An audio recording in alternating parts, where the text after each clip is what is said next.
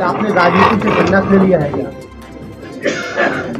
जिस दिन मेरे आयु के 75 वर्ष पूरे हो रहे थे और यहाँ विजय कौशल की कथा थी और 2019 का फैसला आ गया था, उसी समय मैंने राजनीति से पूरी तरह अपने को अलग करने की घोषणा की थी। इसलिए 2019 के बाद आप मुझे कहीं भी राजनीतिक दृष्टि से सक्रिय न पाए हैं, न आगे पाएंगे।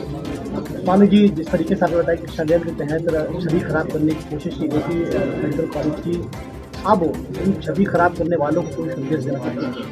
मैं उनसे ये कहता हूं कि आप मुझे नुकसान पहुंचाना चाहते हैं, नुकसान पहुंचाइए, लेकिन मेरे लिए संस्था को नुकसान मत पहुंचाइए। संस्था की प्रगति में बाधा न बने। मेरे खिलाफ अगर कोई नाराजगी है तो मेरे खिलाफ जो भी करना हो करें, मुझे स्वीकार है, लेकिन उसकी वजह से संस्था को किसी प्रकार की क्षति हो।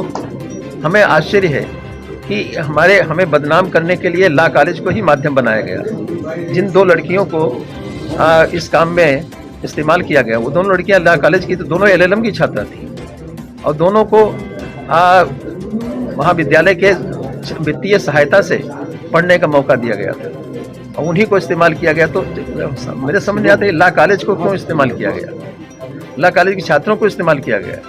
इसका मतलब यह है कि उन लोगों की नीयत लॉ कॉलेज को नुकसान पहुंचाने की थी, इस PG कॉलेज को नुकसान पहुंचाने की थी, जो नहीं कर पाए। वो अपने उद्देश्य में सफल नहीं थे। स्वामी जी, एक वक्त था जब बहुत तेजी से आपका नाम बढ़ रहा था, तो लेकिन यहाँ वर्चस्व राजनीति, वर्चस्व की बड़ी लड़ाई थी। तो क्या मानते हैं कि वर्चस्व के चलते भी कहीं ना कहीं आपको? देखिए, वर्चस्व की लड़ाई ने मेरा नुकसान जो किया वो तो अलग बात है। आज 11 साल 2011 से मेरा पासपोर्ट जब्त है। मैं विदेश यात्रा नहीं कर सकता। हर वर्ष कम से कम 2 यात्राएं विदेश की हुआ करती थी और जब मैं जाता था तो मैं नहीं जाता था, मेरे साथ शाहजहांपुर जाता था। सभी कहे शाहजहांपुर से आए हैं। वर्ष में कम से कम 2 बार विदेश की यात्रा होती है। अभी भी थोड़ी दिन पहले तक सिडनी से मेरे बार निमंत्रण प्राप्त था, लेकिन हम किसी भी अंतर्राष्ट्रीय सभा में, अंतर्राष्ट्रीय सेमिनार में, अंतर्राष्ट्रीय चर्चा में भाग नहीं ले सकते थे क्योंकि मेरा पासपोर्ट जब्त था, आज भी जब्त है।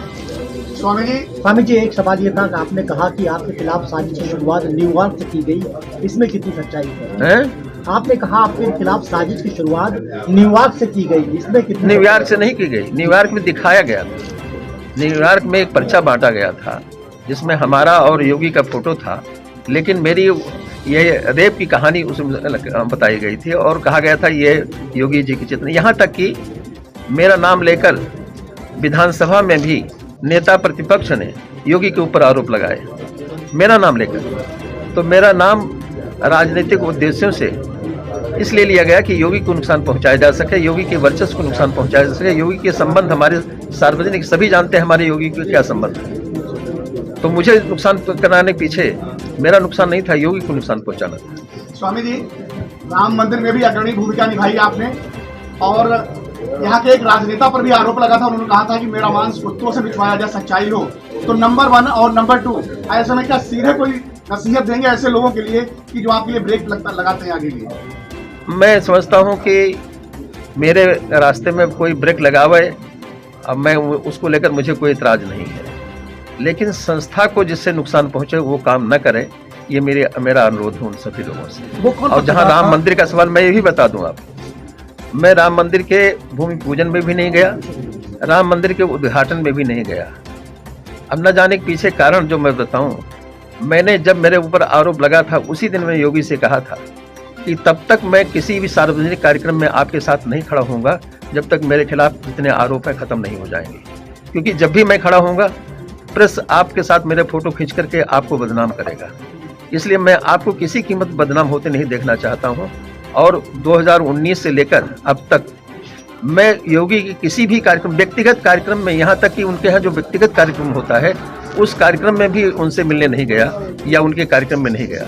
हमारी उनकी बात, हमारी उनकी चर्चा होती रहती, वो अलग बात है, लेकिन सार्वजनिक रूप से उनकी किसी कार्यक्रम में शामिल नहीं हुआ, इसलिए कि सार्वजनिक से फोटो खींच करके उनको बदनाम न किया जाए, इसलिए मैंने सार्वजनिक सब। अब आप बरी हो गए हैं, तो क्या आगे आप लगे थे? स्वामी जी, आप पर जो आरोप लगे थे, मीडिया ने भी बहती गंगा में खूब हाथ धोए, दिन दिन भर के प्रोग्राम बनाए, अब अपील नहीं किया मीडिया से, आप अपना अधिकार मांगेंगे इस बात का? मीडिया से मैं क्षमा प्रार्थना करता हूँ। जो चीज़ मैं नहीं जानता था वो भी मेरे ऊपर आरोप लगाए गए, कहानी गढ़ी गई। अब निश्चित ही मीडिया को लोग इस्तेमाल करते हैं, किसी ने इस्तेमाल किया होगा, मीडिया को कोई दोष नहीं देता हूँ। मीडिया तो मीडिया होती है, उसको कोई भी इस्तेमाल करता है, जो इस्तेमाल करता है वो दोषी होता है, मीडिया को दोष नहीं देता हूँ। आप अदालत ने बरी किया है आपको, तो अब मंदिर जाएंगे, राम मंदिर जाएंगे दर्शन करने के लिए? नहीं, अब राम मंदिर दर्शन करने जाएंगे ही जाएंगे। अब तो हमें अधिकार हो गया दर्शन करने का। मैंने अधिकार तो पहले भी था, निमंत्रण भी आया था मुझे, और विशेष निमंत्रण आया था, खास तौर से फोन आया था मुझे कि आपको आना है। लेकिन मैं केवल इसलिए नहीं गया कि मुझे योगी के साथ सार्वजनिक सभा से बचना था, क्योंकि मैं रहूंगा तो योगी मेरे सामने साथ होंगे, कहीं उनकी फोटो छाप करके बदनाम करे उनको कोई लोग। हम किसी कीमत पर योगी को बदनाम होते नहीं देखना चाहते, क्योंकि योगी मेरे ड्रीम प्रोजेक्ट है, वो हमारे सपना है, हमारे संकल्प है, और देश के आगे आने वाले एक ऐसे नेतृत्व हैं जिनका कोई विकल्प नहीं है। इसलिए उनके बढ़ते हुए कदम में मैं सहयोगी बन सकूं, यह मेरा सौभाग्य होगा। लेकिन किसी तरह से मेरी वजह से उनको नुकसान हो, ये कभी नहीं चाहूंगा। आप जब सभी आरोपों से मुक्त वो हो कौन चुके हैं, तो पत्रकार क्या था आप जो षड्यंत्र में शामिल था? राजनीतिक रूप से सक्रिय होंगे? मेरे जमानत पर उन दोनों पत्रकारों के नाम हैं जिन्होंने वो जो तहरीर लिखी गई, तहरीर पर दोनों पीड़िताओं से हस्ताक्षर जिन्होंने कराया, उनके नाम मेरी जमानत पर हैं। और हो सकता है आप लोग भी जानते हो किसने जाकर उनकी तहरीर पर हस्ताक्षर कराए उनसे। चलते चलते एक आखिरी सवाल, रामलला को घर मिला, स्वामी जी से सम्मान बरी हुए, ज्ञान वापी में भी पूजा का अधिकार मिल गया है। वो सब करीब करीब एक साथ ही हो रहा है, थोड़े हिस्से अंतर से हो रहा है। इसलिए लगता है कि देश बदल रहा है, देश में आने वाले परिवर्तन निश्चित ही एक सकारात्मक होंगे। और मैं आज आप लोगों से भी कहता हूँ कि 10 साल नहीं लगेंगे, केवल 7 साल के अंदर इस देश का नेतृत्व जिस व्यक्ति के हाथ में होगा वो मेरा लाडला व्यक्ति होगा। आप क्या फिर राजनीतिक रूप से सक्रिय होंगे? मुझे राजनीतिक रूप से सक्रिय होने की जरूरत नहीं है। अब तो जहाँ मैं हूँ, जितना हूँ, बिना राजनीतिक पद के, बिना राजनीतिक दायित्व के उन सभी कामों को कर सकता हूँ जो एक राजनीतिक व्यक्ति कर सकता है। आज भी जनपद में मैं तो एक बात आप लोगों को याद होगी, मैंने इसी सभा में कहा था कि आदित्यनाथ, अगर आप गोरखपुर को द्वारकापुरी बना रहे हो तो शाहजहांपुर को सुदामापुरी बना दो। मेरा सपना था, उस व्यक्ति के संबंधों का लाभ मैं जनपद को देना चाहता था, लेकिन नहीं दे सका। कुछ लोगों ने निजी लाभ के लिए बाधा पहुंचाई और परिणाम हुआ कि जनपद में जो काम हुए हैं वो निजी लाभ के लिए ज्यादा हुए हैं, आम पब्लिक के लिए कम हुए हैं। इसीलिए तमाम आम पब्लिक के काम कहीं ना कहीं, आज गांव की स्थिति क्या है, गांव की स्थिति जो दयनीय बनी हुई है, यहाँ व्यक्ति को नीचा दिखाने के लिए राजनीति का इस्तेमाल किया जाता है। तो वो लोग जो करते हैं उनकी आदत है, अपना करें उनसे। स्वामी जी, आपको न्याय मिला है, क्या कुछ कहना चाहेंगे? देखिए, मैं न्यायिक प्रक्रिया में मेरा विश्वास है और मैंने मेरा न्यायिक प्रक्रिया का आदर किया है। न्यायिक प्रक्रिया ने जो भी मुझे निर्देश दिए उसका पालन किया है। मुझे स्टे मिला तो हाई कोर्ट से मिला, जमानत मिली तो हाई कोर्ट से मिली, और न्याय मिला तो डिस्ट्रिक्ट कोर्ट से मिला। हमें न्यायपालिका को लेकर कोई शिकायत नहीं है। स्वामी जी, आप